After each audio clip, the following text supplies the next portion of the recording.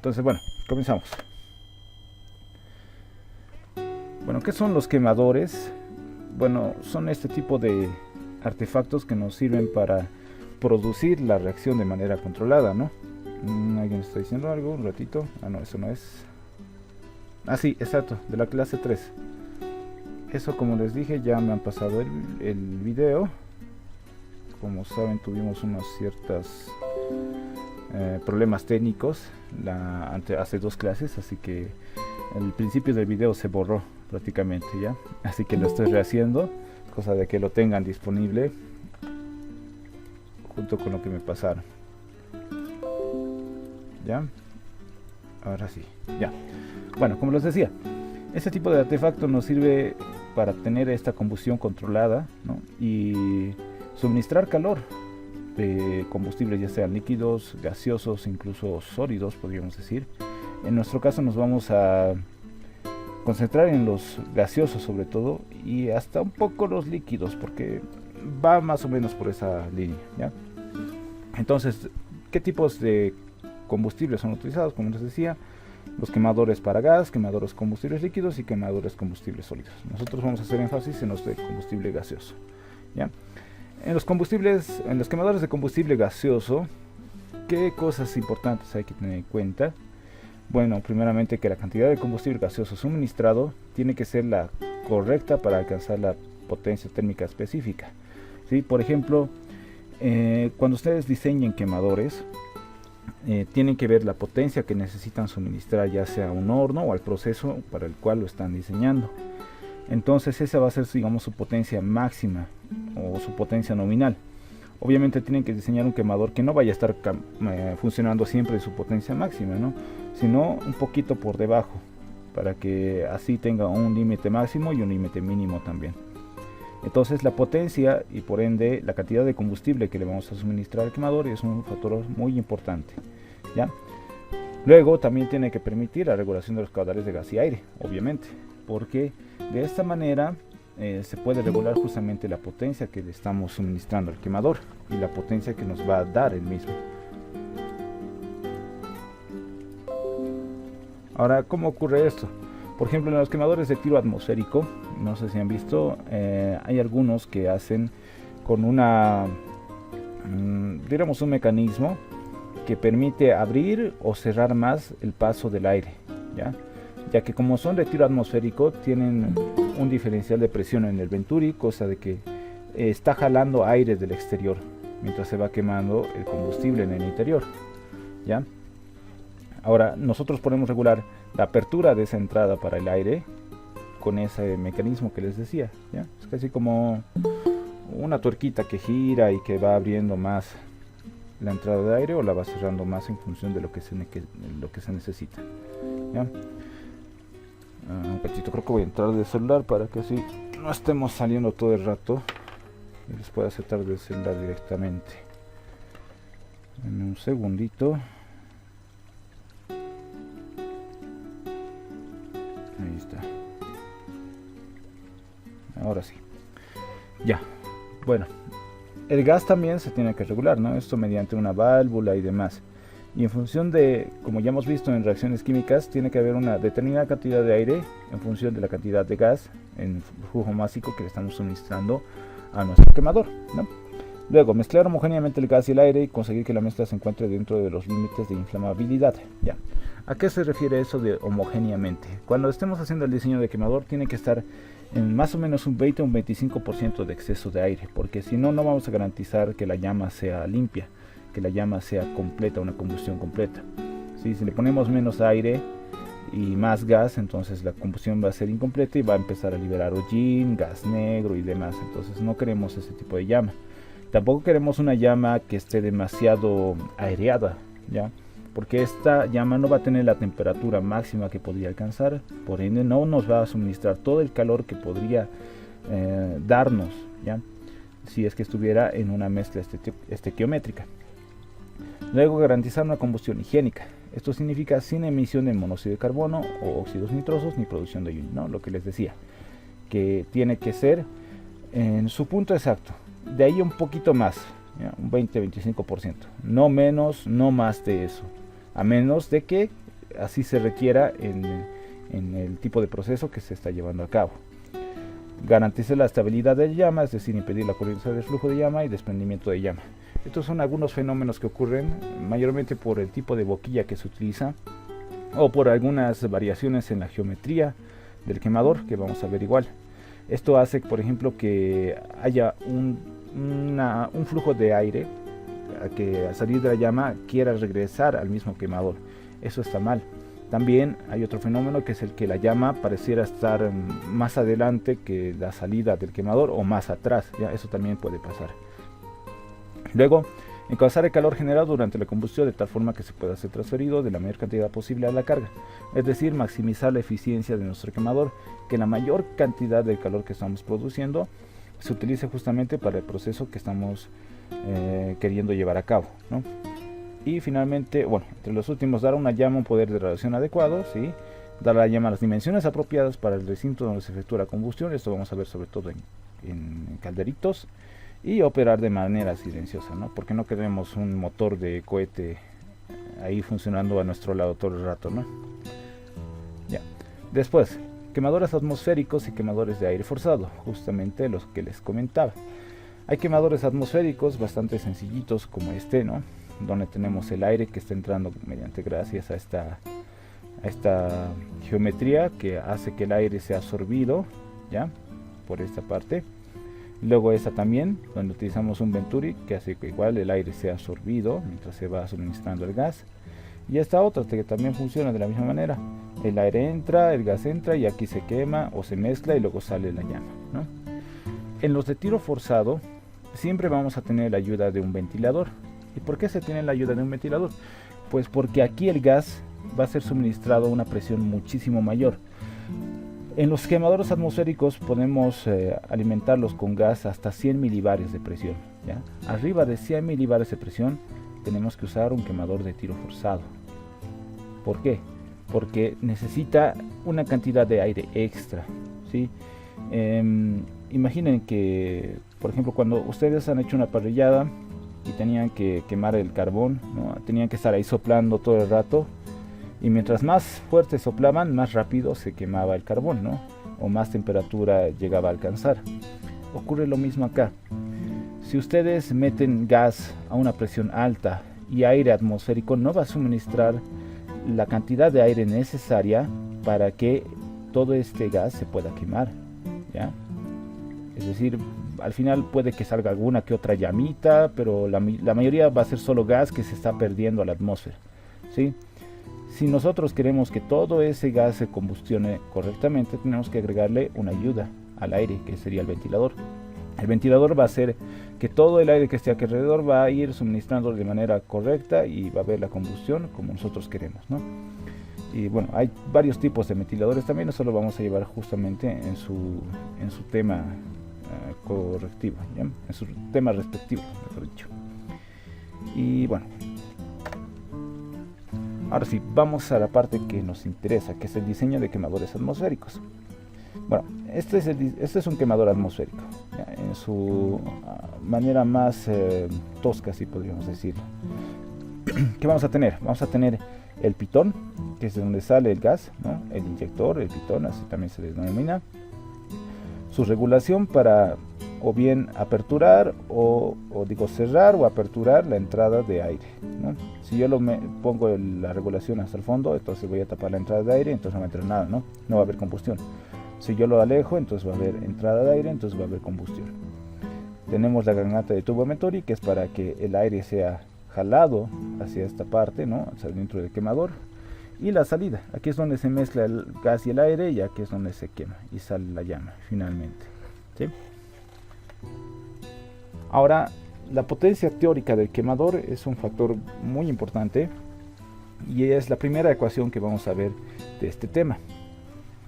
¿A qué se refiere la potencia teórica? Le vamos a poner QS, ¿ya? O calor suministrado.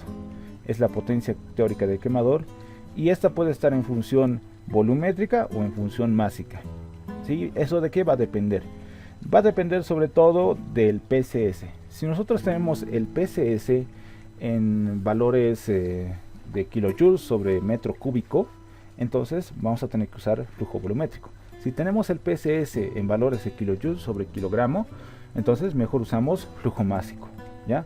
Eso es variable en función de lo que nos tengan las unidades del PSS o el PSI, ¿ya? Sobre todo vamos a utilizar el PSS en la mayoría de los casos, porque el PSS es el que nos suministra la mayor cantidad de energía, ¿no? Entonces con el PSS podemos hallar la cantidad máxima de potencia que podríamos llegar a tener con el quemador en un determinado flujo de combustible, ¿ya? Y bueno, esta es la primera parte que vamos a ver, que es el calor suministrado, ¿ya? Luego está la potencia específica. Esta se define como la relación entre la potencia útil y el área total de salida, la de combustible, ¿ya? La potencia específica, que es la potencia útil sobre el área total de salida, y esta se mide en kilowatts sobre centímetro cuadrado, ¿ya? Ahora, ¿qué es la potencia útil? La potencia útil es la potencia que vamos a hallar con el rendimiento, ¿ya? Porque una cosa es la potencia suministrada, otra es la útil. La suministrada es toda la que estoy dando, la útil es la que realmente estoy obteniendo, ¿ya? No hay una ecuación exactamente para la potencia útil, aparte que esta, que es la de la eficiencia de quemador. ¿Qué va a ser la eficiencia de quemador? Potencia útil sobre potencia suministrada. De esta manera yo puedo encontrar la potencia útil como tal si yo tengo el rendimiento del quemador, ¿no? O en otro caso, en un caso real, por ejemplo, yo calculo un quemador, los diseño y tengo una potencia suministrada teórica, ¿no? Y al ya hacerlo funcionar tengo una potencia útil como tal. Entonces, al hacer las comparaciones puedo hallar el rendimiento del quemador como tal, ¿sí? Este obviamente nunca va a ser del 100%, nunca. Siempre va a ser un poquito menos, un 80%, un 70%, depende que también haya diseñado el quemador y que también esté haciendo la combustión de la llama, ¿no? Y bueno, esto, como les decía, va relacionado con esta ecuación que ya hemos visto antes, ¿no? Para la potencia suministrada. Ahora sí, características de la flama de un quemador atmosférico. Bueno, ya les dije las partecitas del quemador. Ahora vamos a ver otras partecitas un poco más, ¿no? Esta le decíamos el tubo mezclador, el difusor. Aquí hay una, creo que esta es la variación de la presión, donde se ve, por ejemplo, la presión de entrada, ¿no? A la que está llegando el quemador. Aquí una zona de depresión, que es justamente como una succión que se crea para que el aire entre, y luego al salir otra vez está a presión atmosférica, ¿no? La llama. Y esto que es súper importante. Aquí tenemos varios ejemplitos de llama. Por ejemplo, la primera, que es una combustión incompleta. Esta otra sigue siendo una combustión incompleta, ¿no? Pero ya con un poco menos de defecto de aire. Esta es una combustión casi completa, es decir, nos estamos acercando cada vez más a la llama estequiométrica. Y esta, una llama totalmente azul, ¿ya? Esta sí es una combustión completa. Esta ya es una combustión completa, es decir, al 100% de exceso al 100% de aire, no vamos a decir siquiera de exceso, al 100% de aire. Podemos ver aquí, por ejemplo, en la llamita, ¿no? O pueden verlo también en sus casas, en sus cocinitas, van a ver que la mayoría de las llamas son así, ¿no? A menos que le estemos dando demasiado gas, a veces se puede convertir una llama así o algo así, ¿ya? ¿Qué pasa aquí? Que la parte exterior es la que alcanza los 1500 grados, es la que alcanza la mayor temperatura. La segunda, que es el cono de reducción, hay poco oxígeno. En la última no llena oxígeno o no llega oxígeno, y en la segunda, el cono de oxidación, abunda oxígeno, ¿ya? Esto va variando en función de cuánto oxígeno tienes también, ¿no? Y bueno, ahora sí vamos a la parte de diseño. Primero vamos a ver el cálculo del inyector, ¿ya? Internamente el inyector siempre va a tener una geometría. Aquí, por ejemplo, tiene como una diagonal que va conduciendo el gas hacia esta hendidura, ¿no? Esta salida. Esta salida se le va a llamar el inyector, ¿ya? Esta salidita. Y esa salidita se puede calcular en función justamente de la potencia, del diámetro, del flujo másico, de la presión que vamos a utilizar. Y todos esos valores, o todas esas variables, nos van a hacer variar también justamente el resultado final, o sea, la potencia del quemador que queremos conseguir, ¿sí? ¿Qué ecuación es la que utilizamos? Pues esta. ¿Ya? Esta es la ecuación. El diámetro del quemador, o digo del pitón, o del inyector, va a ser igual a la raíz de 4 veces el flujo volumétrico del gas, ¿ya? del combustible, sobre K. K, ¿qué es? K es un coeficiente de descarga, ¿ya? Eso va a ir en función de la geometría que tiene esta partecita interna del inyector. En eso va a ir en función la K, ¿ya? Ahorita vamos a ver qué valores de K pueden haber, pero el estándar va a ser el 0,7, 0,8, ¿ya? Pi y por raíz de 2 veces el delta P sobre la densidad del combustible. Ahora, esto es importante. ¿Por qué? Porque, por ejemplo, yo puedo diseñar un combustible un quemador en Santa Cruz, ¿no? Y quiero que funcione en La Paz.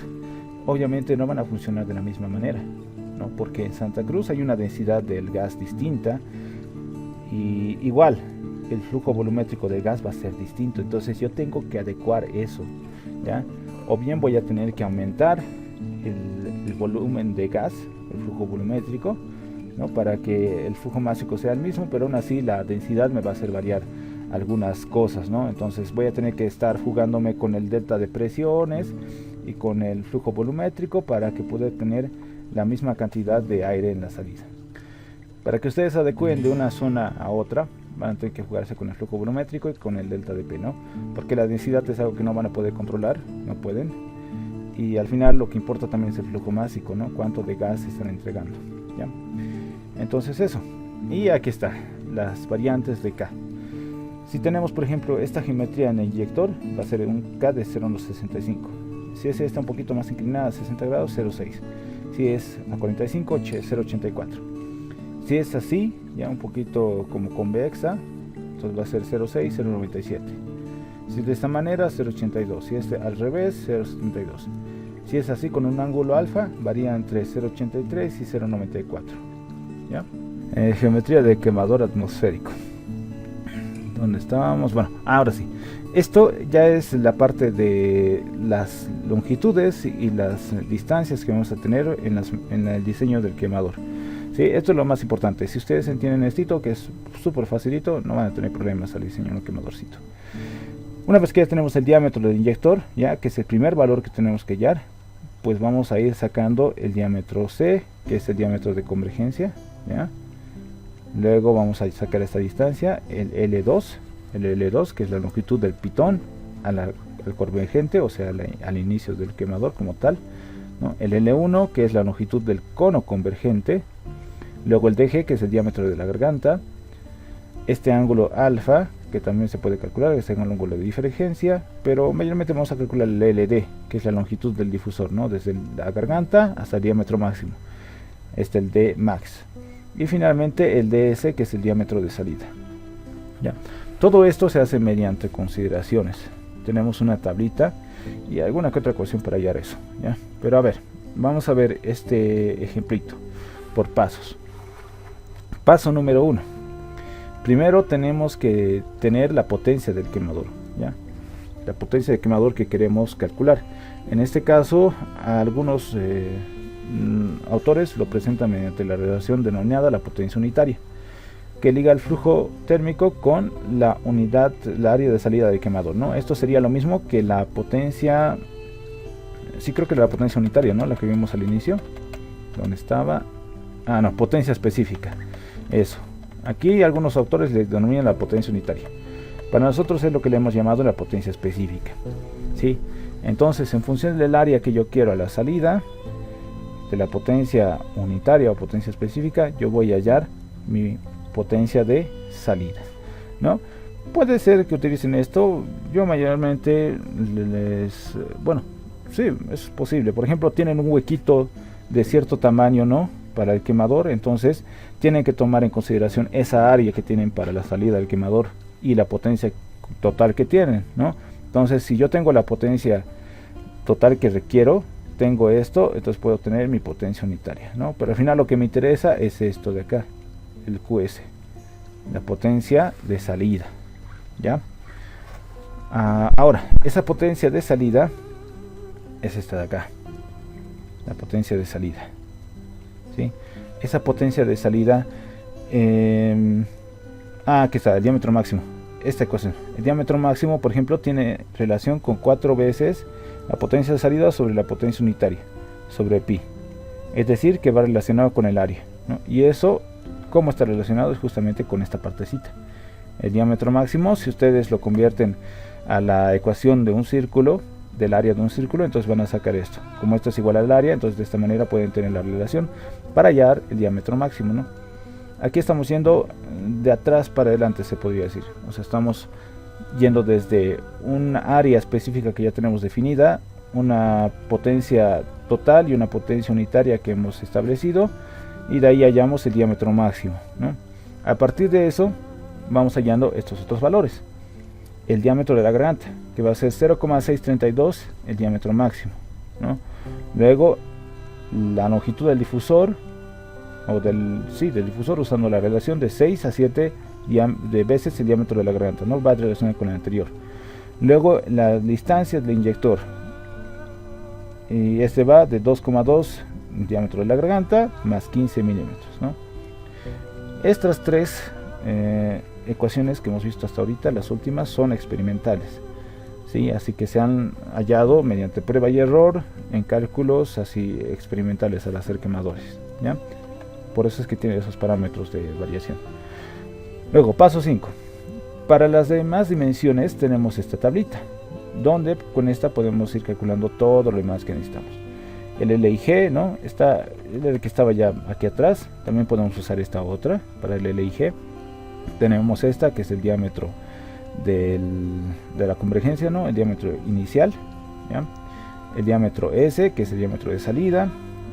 El L2, que siempre tiene que ser menor que el DG, el Dmax, que esto ya lo hemos calculado, ¿no? Y el L1, que tiene que ser mayor al L2, ¿ya? Ustedes pueden tomar en consideración cada una de ellas e ir variándolos en función, siempre que estén dentro de estos parámetros, ¿ya? Y bueno, al final dice, la cámara y el tubo de la mezcla forman dos conos, convergente y divergente, ¿no? El que va hacia adentro y luego el que sale.